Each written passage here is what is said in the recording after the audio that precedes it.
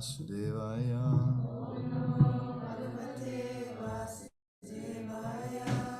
Om Namo Bhagavate Vasudevaya.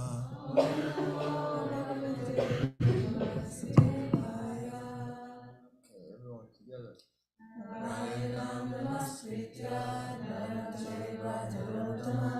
Devim Saraswati Vyasam Tato Jayamandiraya Nashtaprayesu Madreshu Nityam Bhagavata Sevaya Bhagavati Uttamaśloke Bhakti Bhakti Nashtiki. Good morning, everyone. Thank you for assembling for the class. We have a very nice section and a very nice purport that we're going to dive into today. Very thought-provoking, stimulating purport. But let's start by everyone together reading the verses.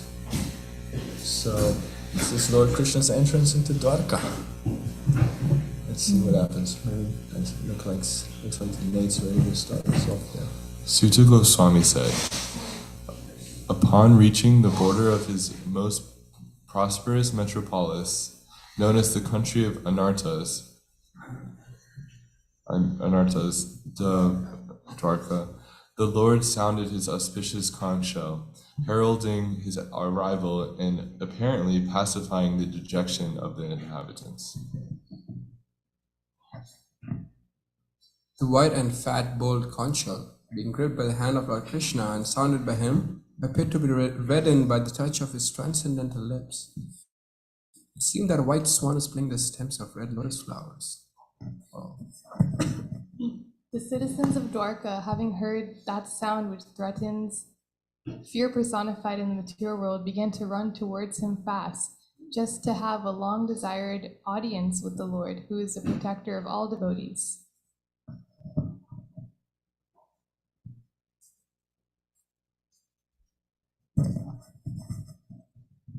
The citizens arrived before the Lord with their respective presentations, offering them to the fully satisfied and self-sufficient one, who by his own potency incessantly supplies others. These presentations were like the offering of a lamp to the sun, but the citizens began to speak in ecstatic language to receive the Lord, just as wards welcome their guardian and father. The citizens said, O Lord, you are worshipped by all demigods like Brahma, the four Sanas, and even the King of Heaven. You are the ultimate rest for those who are really aspiring to achieve the highest benefit of life. You are the supreme transcendental Lord, and inevitable time cannot exert its influence upon you. O Creator of the universe, you are our Mother, Well-wisher, Lord, Father, Spiritual Master, and worshipable deity. By following in your footsteps, we have become successful in every respect. We pray, therefore, that you continue to bless us with your mercy. Oh, it is our good luck that we have come again today under your protection by your presence, for your lordship rarely visits even the denizens of heaven. Now it is possible for us to look into your smiling face, which is full of affectionate glances. We can now see your transcendental form, full of all auspiciousness.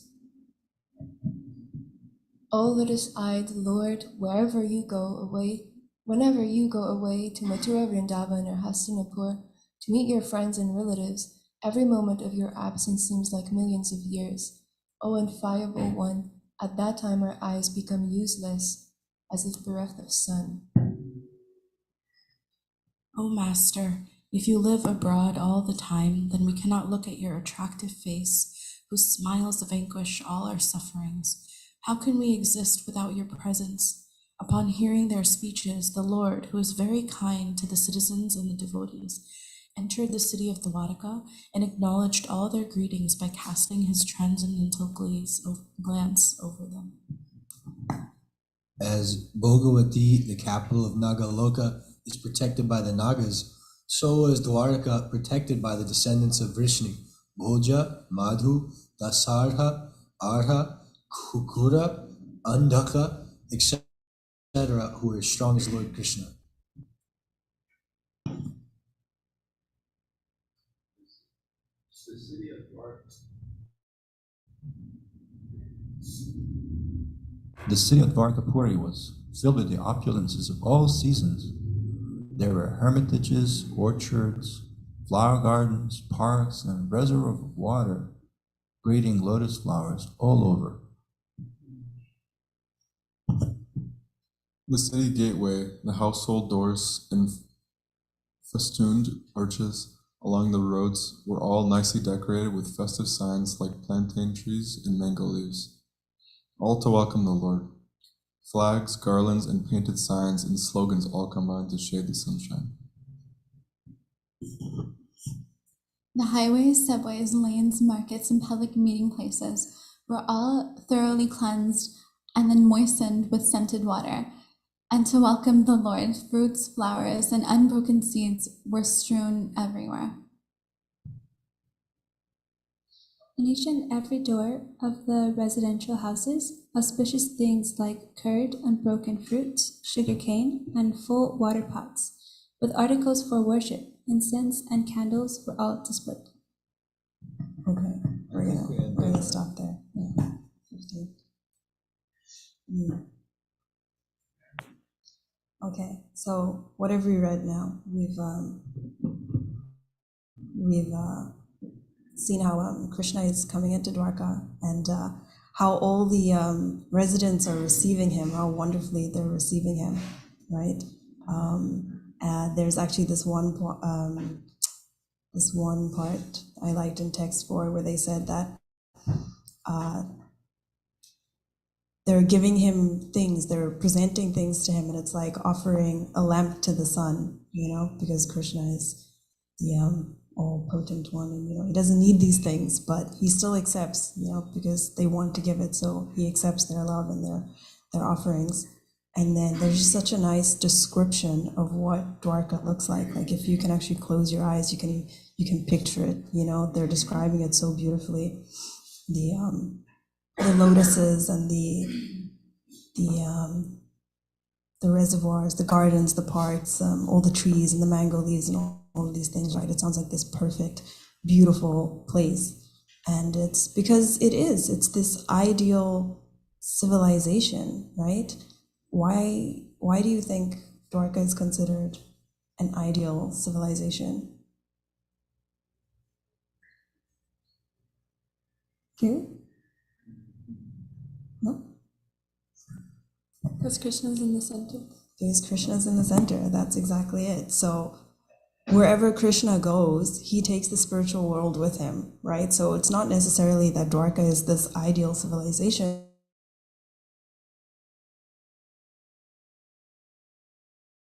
Right? So we can actually read the purport of... Who would like to do a very enthusiastic reading of the purport? Text 12. We're going to do text 12. Oh, yeah. Let's first do the Sanskrit together. I think the Mitra should be Sarvartu Sarva Vibhava Punya Vriksha Latashramai Punya Vriksha Latashramai Udyano Pavanaramai Vrita Padma Karashriyam Sarvartu Sarva Vibhava Punya Vriksha Latashramai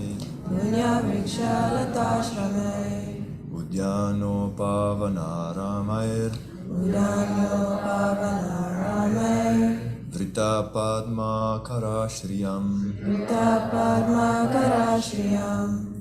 Sarvartu Sarva Vibhava Punya Vriksha Latashramai Udyano Pavanaramair Vrita Padma Karashriyam. Please chant. Sarvatu Sarva Vibhava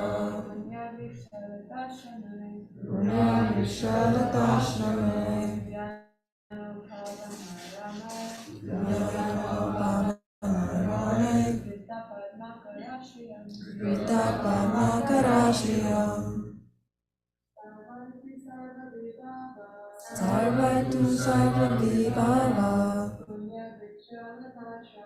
Punya Vrikshalatashame Udyano Pavanarame Rita Padmakarashiyam Sarvatu Sarva Vibhava Sarvatu Sarvabhibhava Punya Vrikshalatashame Punya Vrikshalatashame Jnano Pavanarame Udyano Pavanarame Rita Padmakarashriyam Rita Padmakarashiyam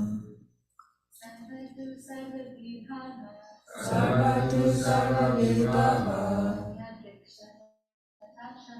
Punya Vrikshalatashame Udyano Pavanarame Rita Padmakarashiyam. Okay, let's all read the translation again together. The City of Dvaraka was filled with all the opulence of all seasons. There were hermitage, orchards, flower gardens, parks, and reservoirs of water, breeding lotus flowers all over. Okay, so there's a lot that's going to be said in the purport that's very striking, very significant, very thought-provoking. So, Max, take it away. You can just read the first paragraph. Oh yeah, maybe you could just read the first paragraph. Perfection of human civilization is made possible by utilizing the gifts of nature in their own way. As we find herewith in the description of its opulence, Dvaraka was surrounded by flower gardens and fruit orchards, along with reservoirs of water and growing lotuses. There is no mention of mills and factories supported by slaughterhouses, which are the necessary paraphernalia of the modern metropolis. The propensity to utilize nature's own gifts is still there, even in the heart of modern civilized man. The leaders of modern civilization select their own residential quarters in a place where there are such naturally beautiful gardens and reservoirs of water, but they leave the common men to reside in congested areas without parks and gardens. Herein, of course, we find a different description of the city of Dvaraka. It is understood that the whole dham, or residential quarter, was surrounded by such gardens and parks with reservoirs of water where lotuses grew. It is understood that all the people depended on nature's gifts of fruits and flowers without industrial enterprises promoting filthy huts and slums for residential quarters. Advancement of civilization is estimated not on the growth of mills and factories to deteriorate the finer instincts of the human being, but on developing the potent spiritual instincts of human beings and giving them a chance to go back to Godhead. Development of factories and mills is called ugra karma, or pungent activities, and such activities deteriorate the finer sentiments of the human being and society to form a dungeon of demons. Sounds like a middle album, right? Dungeon. I like the second paragraph. It's a little bit shorter.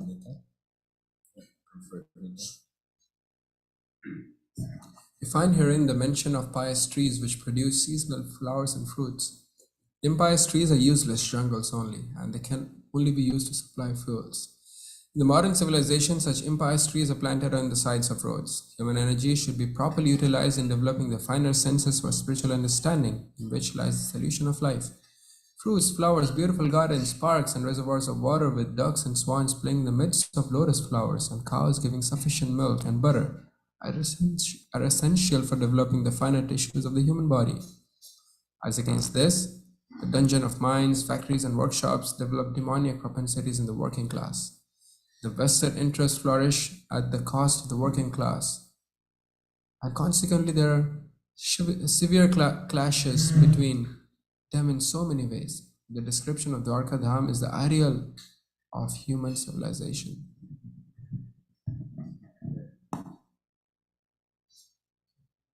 Okay, so what we've seen is we read the text, and now we've read the purport of text 12, and we can really see the contrast between this ideal civilization of Dwarka, right, where we utilize nature's gifts in the way that they're meant to be used, and modern civilization, how we kind of destroy nature for our own sense of enjoyment. And that's because in modern civilization, it's very me-centric, right? It's no longer Krishna in the center. It's now me, me, me. We want to satisfy our senses, you know? So we have these basic needs. We have to eat, we have to sleep, you know? But because we want to satisfy our senses, I have to eat until my tongue is completely satisfied. The tongue is never satisfied, so you're just gonna eat and eat and eat. When you sleep, it's like, no, I need 8 hours of sleep. I need 10 hours of sleep. I'm still tired. And then you just sleep the whole day away. What are you doing? So there's no time left for Krishna because you're only thinking of yourself. You know, you're very me and mine. We can basically just think of ourselves as like teenagers, right? We're all basically teenagers. We don't really think of anything that's outside of the scope of what affects us directly, you know? And then our parents, which are basically Krishna in this situation, our parents are Krishna, we only go to our parents when we want something, when we feel like we desire something. Oh, I'm hungry. I need Lakshmi to go out with my friends. Mom, the Wi-Fi's out, you know? So that's the only time we really turn to our parents, turn to Krishna, when we want something. But it's still me, I want it, it's mine, right? So this shows how we've really lost sight of Krishna, and that's why the modern civilization is just kind of fallen compared to what this ideal civilization, Dvaraka, is, because we've lost sight of Krishna. We no longer put Krishna in the center. We are the most important. So, Tulasya has mentioned how we're very self-centered, me-centered. And that's what actually allows this modern civilization to thrive. She mentioned that we're focused on satisfying the senses. And that's not just an innocent thing. It's not like we're going to focus on the senses, so there's going to be a little bit of selfishness in terms of sometimes forgetting about others. No, it actually leads, ultimately, if you go all the way with a sense-based civilization, it leads to what we have today, which encompasses environmental destruction, war, and a whole host of really bad results. Now, how do we get to that point where we're so focused on sense gratification that it can lead to so much destruction? An essential element in this is a depersonalized world.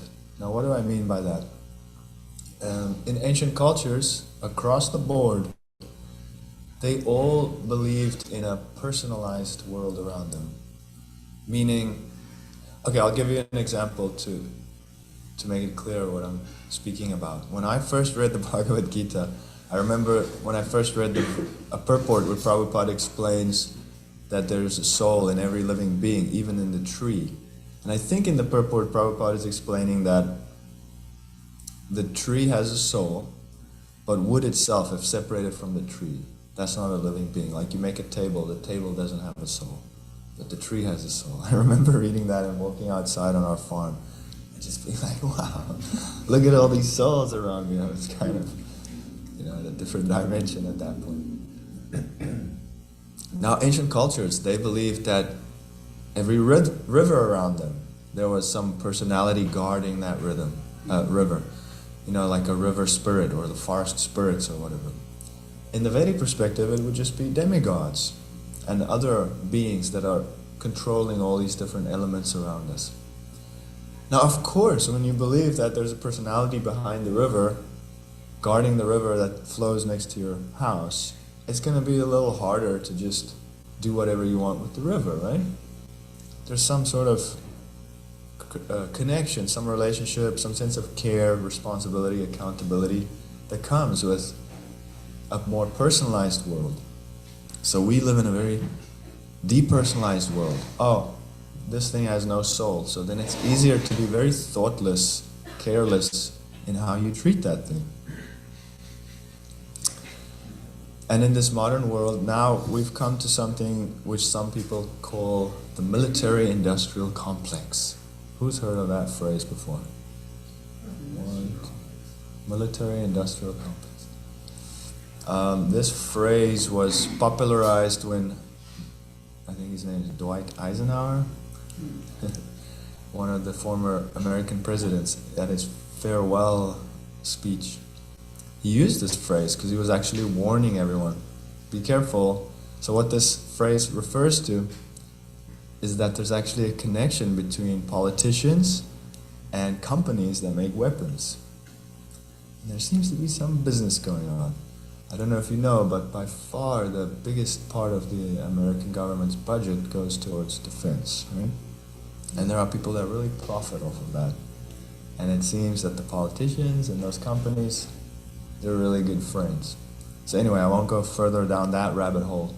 But the point is, we live in a world where war is promoted and sustained.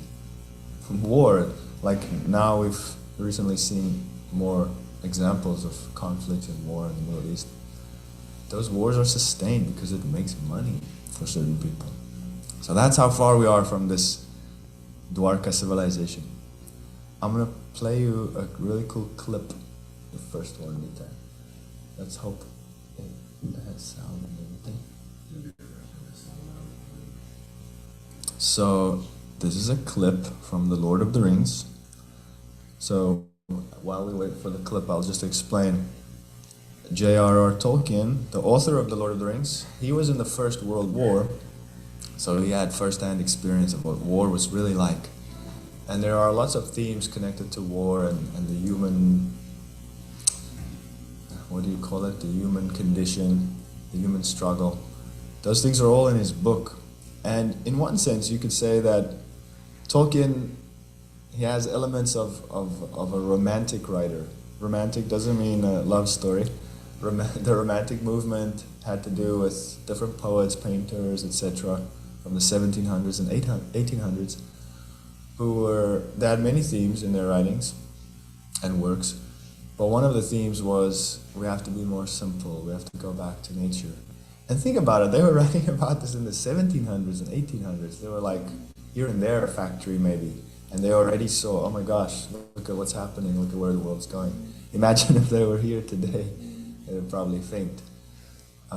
So you could see some of these themes in The Lord of the Rings as well. So let's have a look.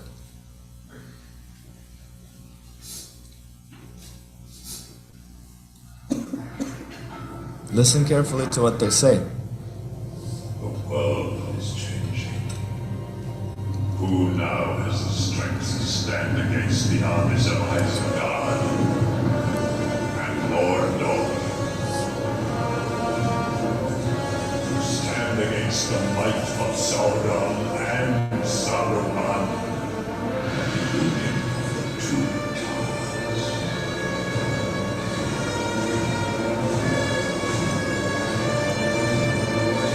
Together, my Lord Sauron, we shall rule this little earth.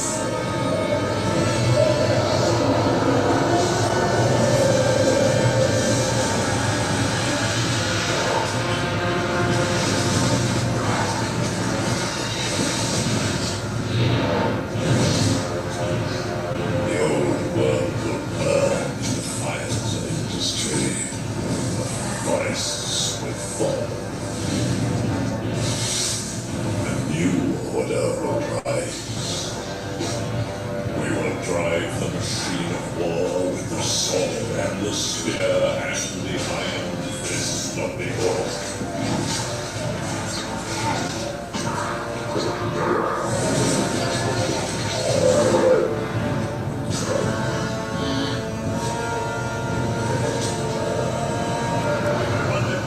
And ready to march within 2 weeks. But my lord, there are too many.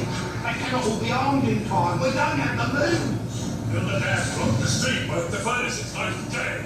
We don't have enough fuel to make the fire. The forest of Fandor lies on our doorstep. But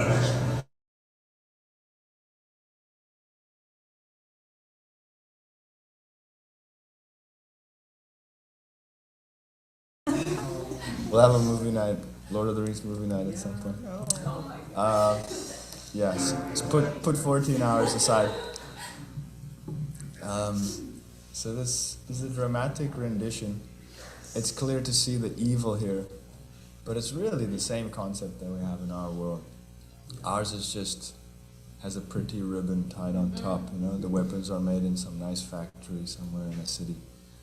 But it's the same thing. He was saying things like the old world were burned in the fires of industry, and he was saying, what else was he saying? Yeah, just basically use anything you need. The forest is on our doorstep. The point is all the resources have to go towards making weapons and getting our army ready. So, what a contrast. In Dvaraka, the citizens are using all the resources to glorify Krishna, to present him things, but we don't use resources in the same way in our world. And an interesting thing actually that's described in Prabhupada's purports and in the Bhagavatam is that, of course, the earth itself, the whole earth, is also a personality, and she is much more willing to give in abundance when we use those resources the correct way. So it's described that minerals would just come out of the earth. They didn't even have to mine for it. It would just be like diamonds, gold, whatever, just like coming out of the earth. Okay. Another thing I wanted to point out, that only a certain kind of consciousness of us, the masses, can allow this kind of society to flourish. You have your evil leaders, of course, but it's really the citizens and our consciousness that also allows that to go on. And that is why, as devotees, we are in this business of raising consciousness. Now, some people might say, that's so airy-fairy. What are you talking about, raising consciousness? Like, say something practical. You're so head in the clouds, right? But it is very practical, actually, the idea of raising consciousness. Have you ever heard the saying that a problem cannot be solved in the same consciousness that it was created? So, I mentioned we're seeing some examples of war recently. So, of course, I'm referring to Israel and Palestine. So first of all, let me say, if I were to say, you know, I'm with Israel, then maybe some in the audience will be angry with me. If I say I'm for Palestine, free Palestine, some in the audience will be angry with me. If I say I don't want to choose a side, then maybe some in the audience will be angry with me. So it's a really complicated issue. So now I want to ask if some of you want to give an answer. If you were a politician, can you provide me a solution in 5 words or less for this conflict? And you have to answer like a politician, don't answer like a devotee. Any ideas? Just 5 words or less. The Israel-Palestine conflict going on. If you were a politician, can you give us a solution, please? How can we end this conflict in 5 words or less?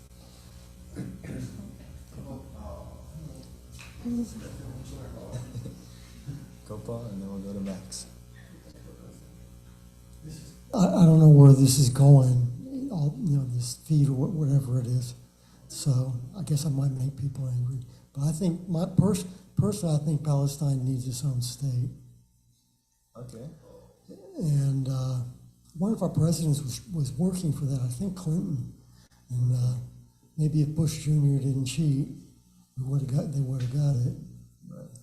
And and from a religious point of view, according to the Abrahamic traditions, that land was given to the Jews. So it's a very complicated thing. Also, the eye for an eye, tooth for a tooth things in the Old Testament, which seems to be going on there exactly.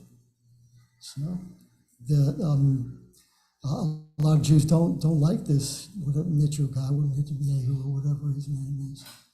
But so the war crimes going on both sides.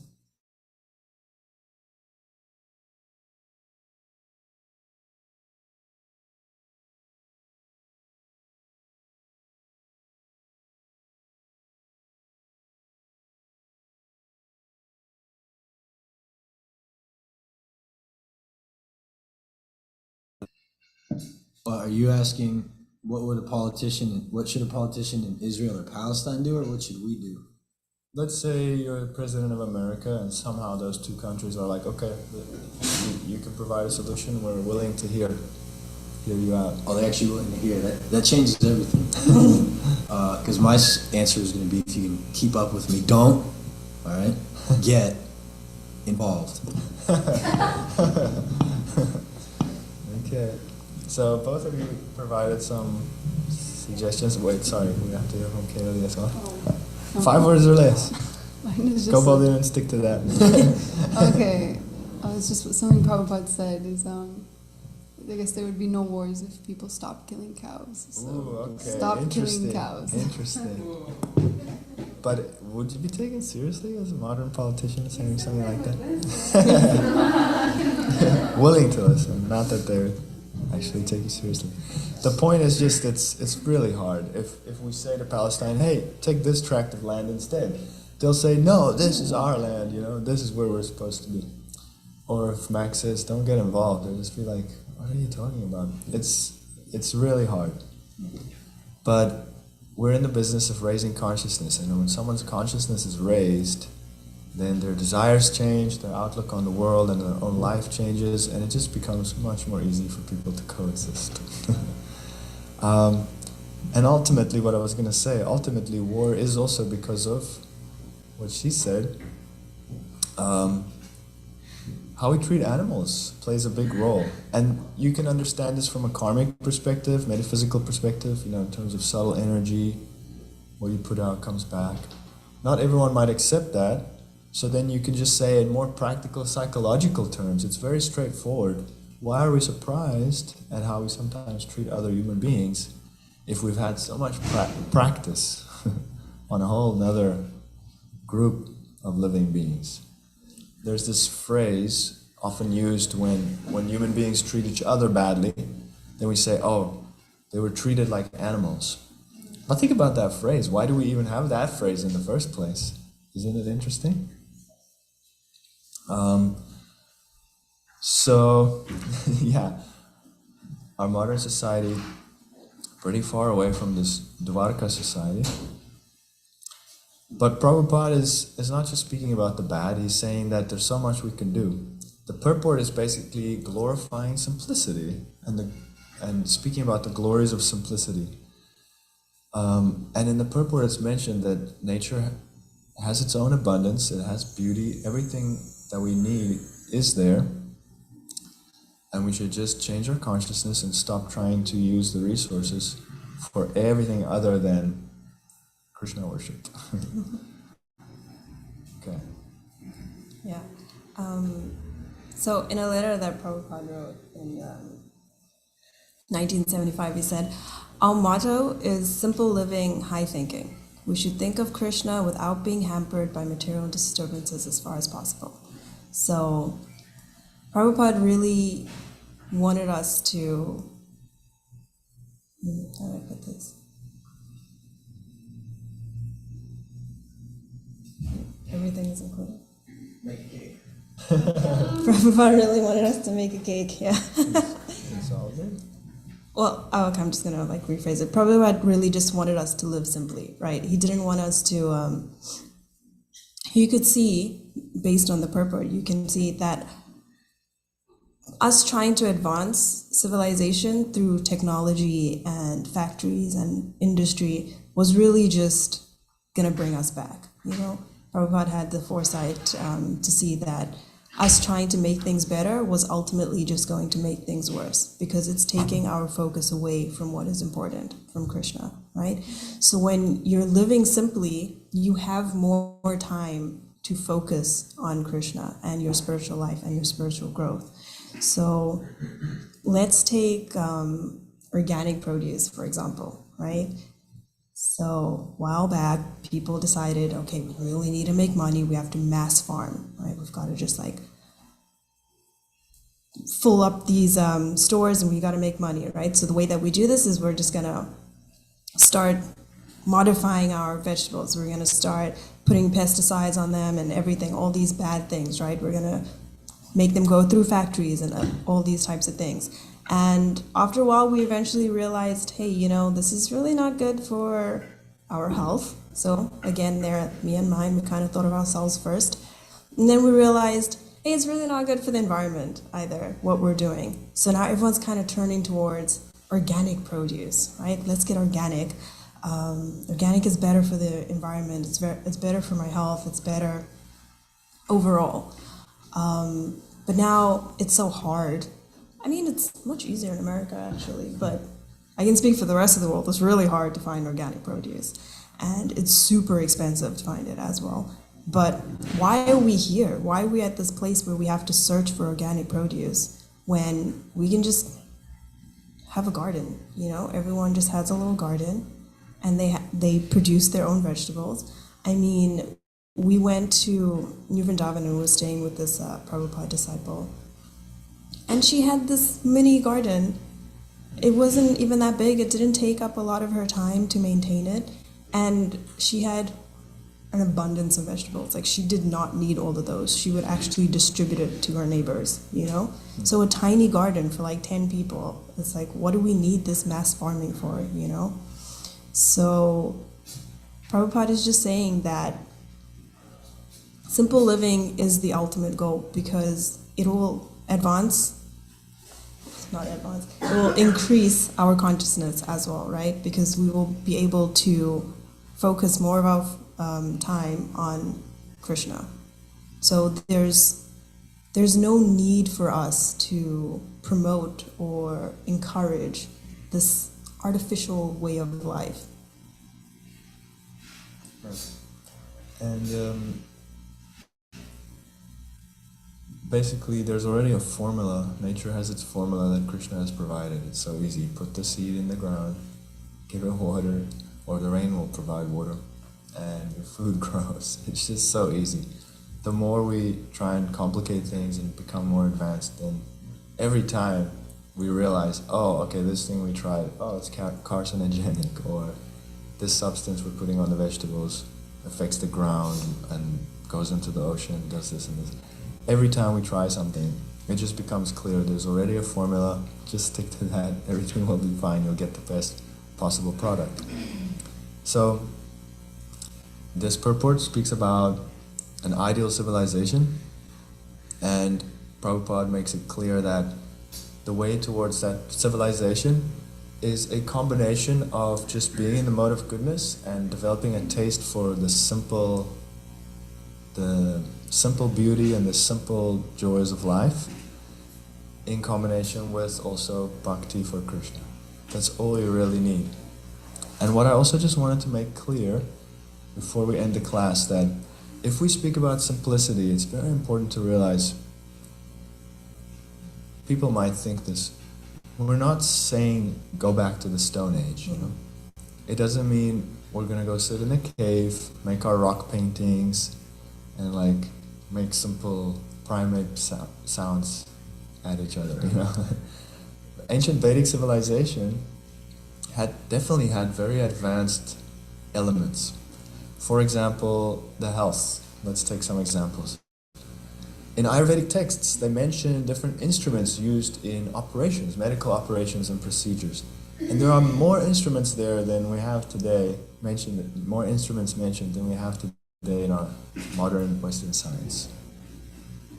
They give explanations in ancient Ayurvedic texts on how to do operations, removing kidney stones, removing this, removing that.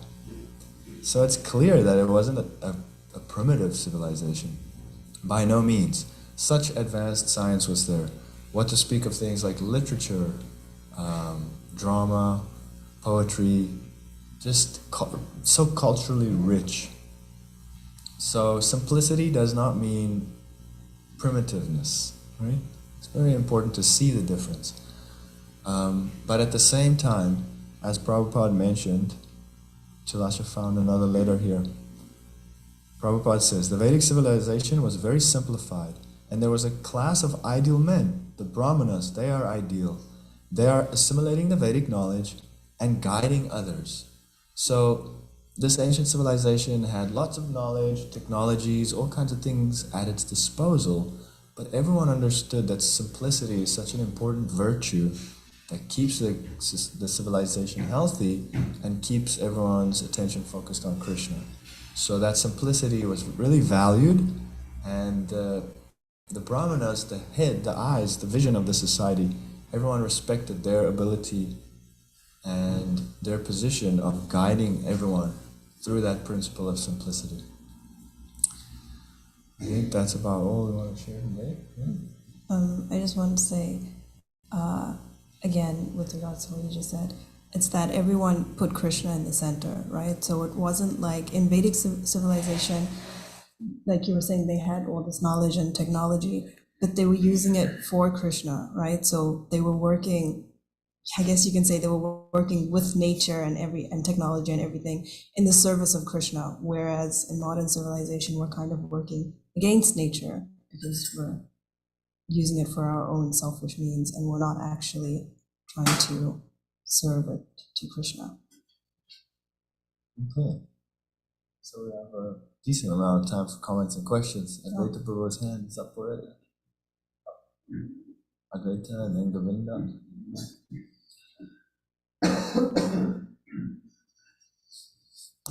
Hare Krishna. Thank you so much both for a wonderful class and presentation. Jai Shri Govikai.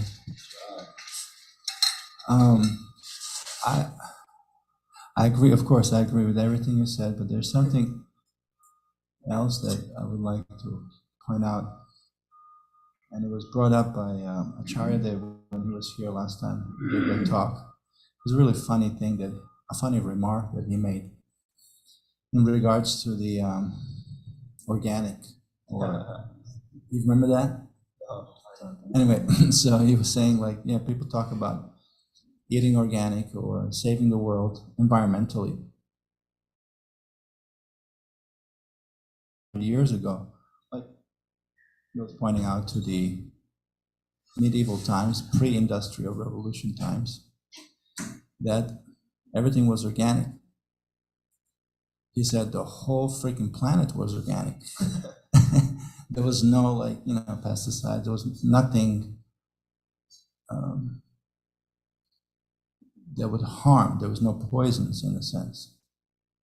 You had your manure, that's how you fertilize your ground, and everything was organic, right?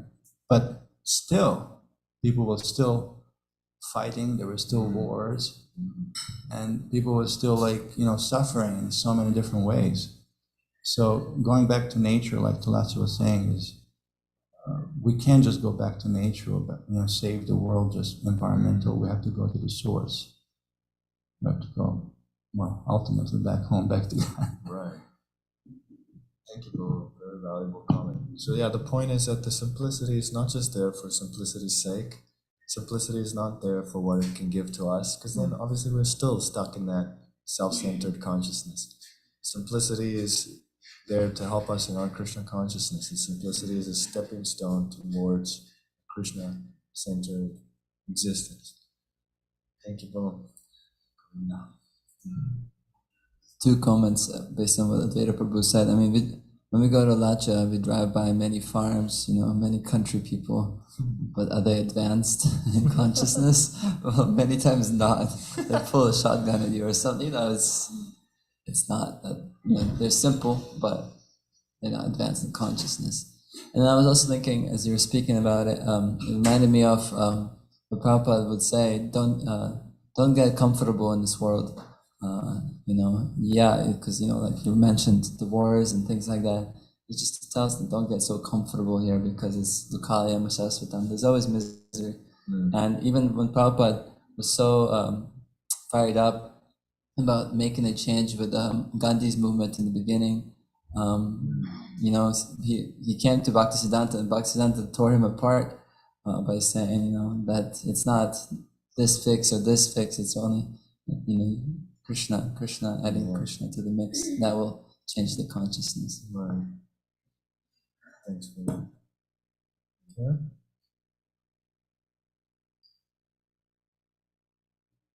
Krishna, thank you for the class and all the points. I remember hearing Amarendra Prabhu gave a class talking about an incarnation of Krishna always also makes Mother Earth better. So I really do believe that whenever someone comes, or taking care of the planet is very important in with Krishna consciousness.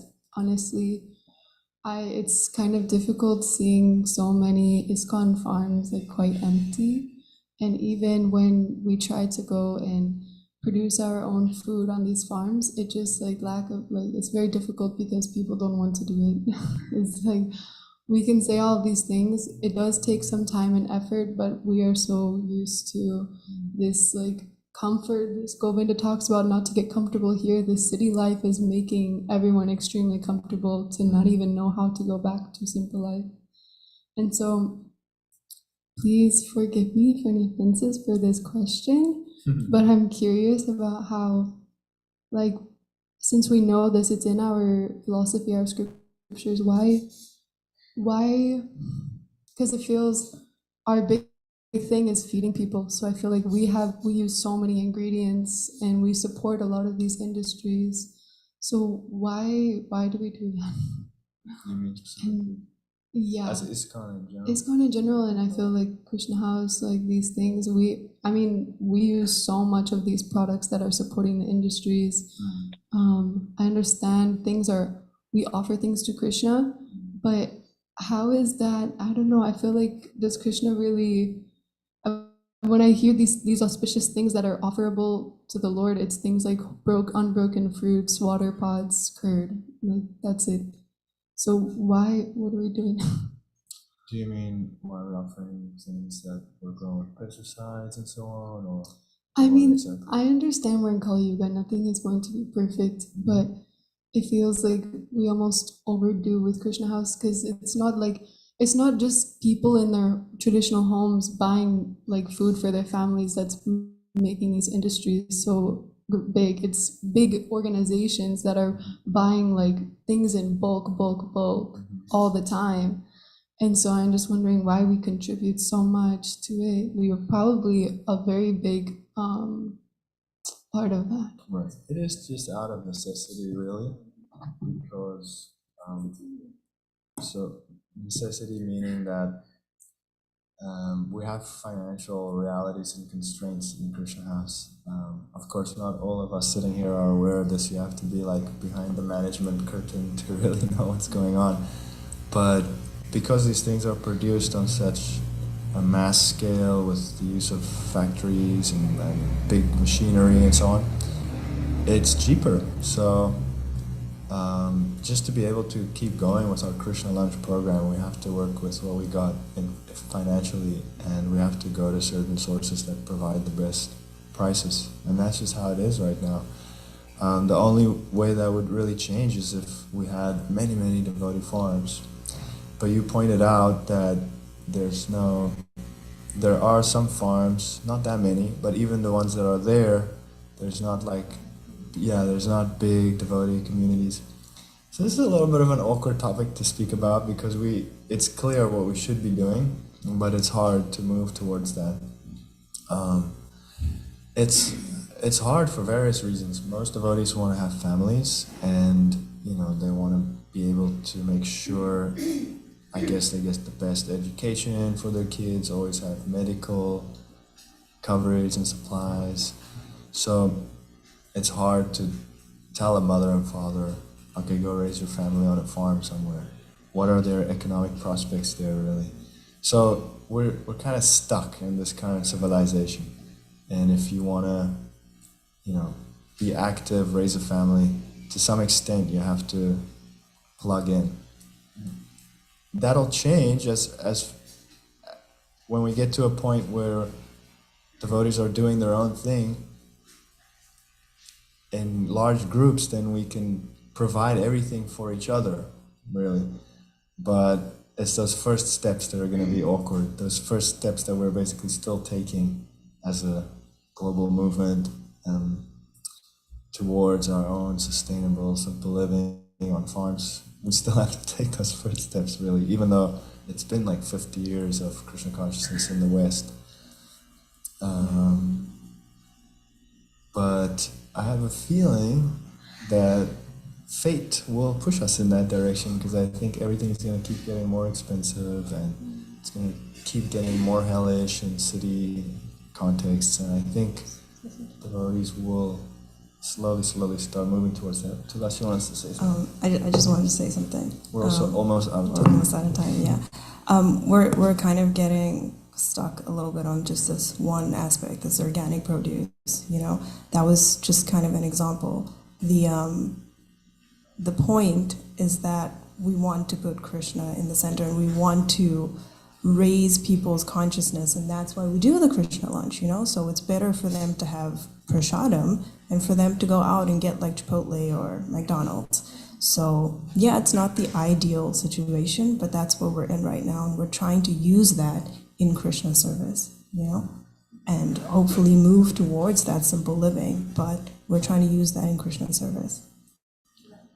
So I guess one final thing, it's better to not think either or, but we can use everything in Krishna service. So we should definitely have many farm projects with many devotees. Yeah. But there should also always be devotees in city contexts doing their service there and using whatever is available there. Advaita Prabhu, I think if you can... I think we're out of time. Unfortunately. Sorry. That is the end of class. I don't want this to ruin the spirit of Krishna lunch. Yeah. I really want to say it. Yeah. Oh, okay. I mean, like, actually off the record. Yeah. We all know what's ideal.